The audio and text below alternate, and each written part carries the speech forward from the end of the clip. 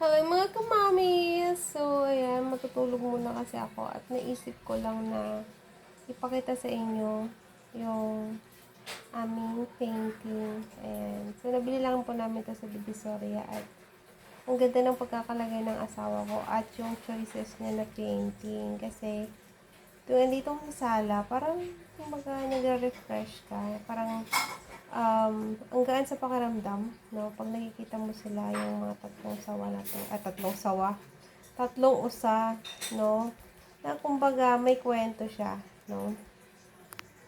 So, na-amaze lang ako kasi pag nagpapahinga ako ganito, lagi ko silang tinititigan. And, alam mo yung kung tayo, yung human, no? We're human na parang, kumbaga, andito tayo sa sitwasyong ganito, no?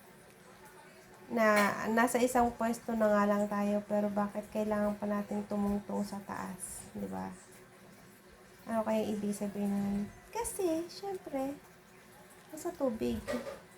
Pag pumunta sila sa tubig, ibig sabihin nun is malulunod sila. So, kailangan nilang pumatong. So, anong tawag doon?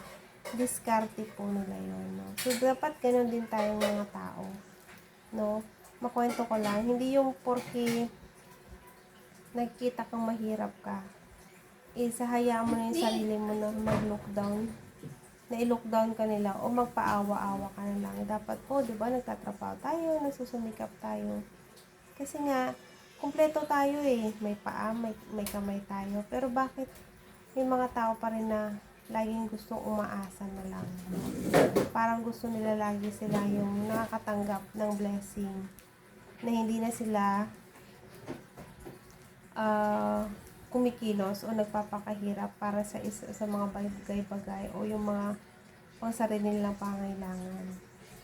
Ang hirap lang kasi sa sitwasyon, no? Kaya nga sabi ko nga, so unfair, no? Pag nakikita kasi nila yung tao na nakakaangat na, parang iniisip nila na,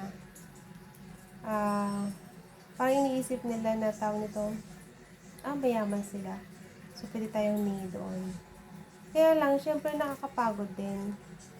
Yung mga mayayamang tao, may dahilan yun kung bakit sila yumaman. Diba? Bakit hindi natin gawin? Bakit hindi natin sila gawing inspirasyon? Para hindi man natin maabot yung mga natamo nila sa buhay. Pero, mag-grow yung ano natin. Magmamature yung pag-iisip natin na, ay, kaya pala naabot niya. Kasi nagsumikap sila. Diba? So, dapat po, maging inspired sa atin at huwag nating i-lockdown yung sarili natin. May hirap lang ako. No, hindi ko kayang yung naabot niya. Dapat hindi po ganun, no? Be positive and be motivated. Kasi, tayo lang din naman po yung nahihirapan, no? Na-share ko lang yun kasi may nabasa ko isang article. So, ayun lang. So, sana magbigay aral sa atin na huwag nating tingnan yung paan natin. Ikilos natin siya, ilakad natin siya. No, wag lang natin siyang i-stay sa isang lugar o sa isang sitwasyon na hanggang dito lang ako, di ba? Kaya sabi nga nila, kung yung 25 cents mo, is titignan mo lang siya. Hindi mo siya papalaguin o hindi ka maghahanap ng paraan para maging piso siya. So, what if pa yung buhay mo? Diba?